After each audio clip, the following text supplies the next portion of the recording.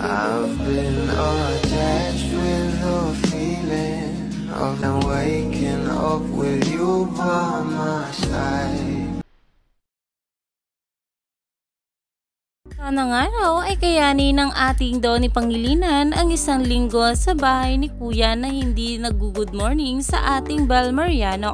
Iyan na nga guys ang pinag-uusapan ngayon sa social media na kung saan alam naman natin na nasa bahay na nga ni Kuya itong ating Donnie.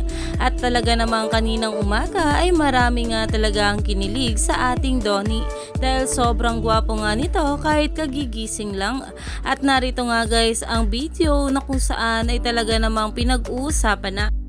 Say good morning to you and end it saying good night.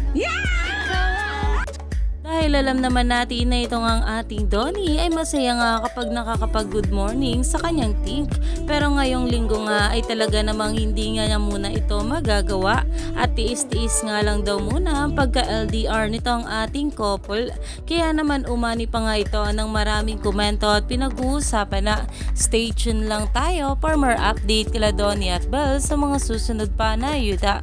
Dahil marami pa nga talaga tayong dapat abangan sa ating couple ngayong araw.